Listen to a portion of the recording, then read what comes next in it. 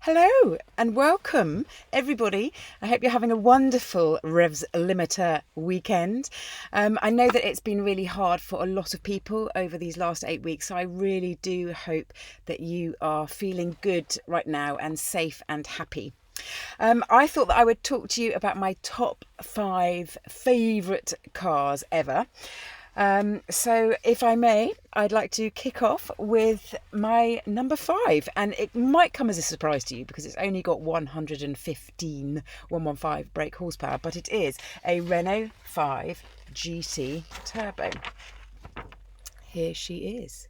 Oh yeah, that's from the mid 1980s. Now, I love that car because it just reminds me of learning to drive, because cars like that and the Golf GTI Mark II and the Peugeot 205 GTI, they were out at the same time. And although the Golf and the Peugeot are the better handling cars of the three, for some reason, this Renault 5, it just melts my heart a bit every time I see it. I just love its styling, and I just think it's a proper bit of French flair. When it was new, it cost just over £7,000.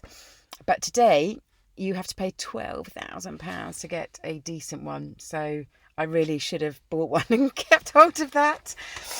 Okay, moving on to number 4. It is a Mitsubishi Evo. Now, this might be a bit of a video interlude for you, because you can go onto the Fifth Gear YouTube channel and have a look.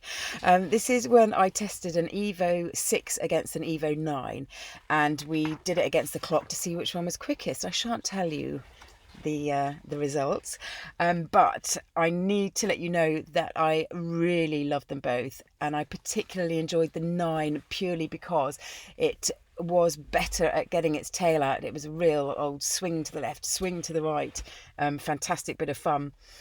The one to have, though, I think was the Evo 6 Tommy Mackinnon edition, but if you want to buy one of those today, that will put you back about £30,000 to £40,000.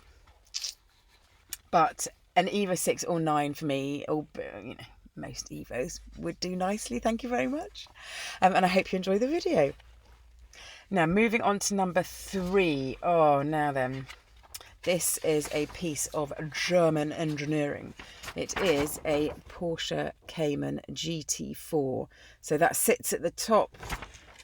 Well, it did sit at the top of the Cayman model when it first came out, and that was the first brand new car that I ever bought. So I bought one in 2015. I cashed in all my chips for it. I bought a black one and just fell in love with the handling, the combination of amazing handling and great power. I mean, it was powerful than some 911 models, but that combination and the fact that it spoke to me as a driver. Every single little bit of tarmac that I went over, it was talking to me, and it was just an extension of me. It was honestly one of the best handling cars I've ever driven and owned. And sadly, I own it no longer, because short of strapping the kids to the roof, which I don't really think is possible, I didn't really have time to drive it, very sadly.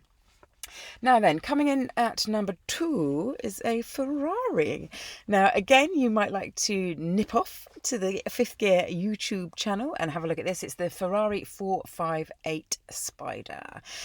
Now, this is a car that pretty much brought me to tears. I haven't had an emotional connection with a car like this. And I had gone to the Maranello headquarters and took the car out up some beautiful twisty roads above the factory, and roof down, sideways stuff, the noise, it was so amazing. It really touched my soul and just made me really connect with it. It was wonderful. Cost under £200,000. Today you can get one for about £140,000. So it has dropped in price, but maybe now's the time to get one. Pop it in the garage. Future classic. Okay, and then drum roll please. Moving on to the top spot, and I have it here. Oh, what's this? This is a book that I wrote a while ago, my 100 top cars, and herein at number 1.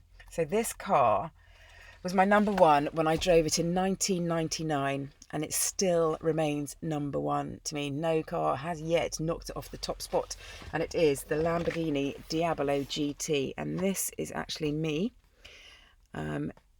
Little tiny one there. This is the actual car that I drove for Top Gear when I went to film it.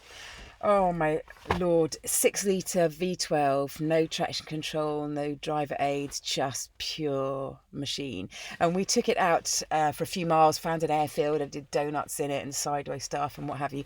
And I was like, oh, I have met my match in metal here. Hello. Just proper stuff. They only made 80 of them. So that was just a wonderful experience. So that is it. I hope you have enjoyed my little road trip to my 5 top cars, and if you've enjoyed the videos as well, hopefully you've had time to have a look at that. Have a wonderful rest of the weekend. Enjoy Revs Limiter, and hopefully see each other all in the flesh soon. Take care.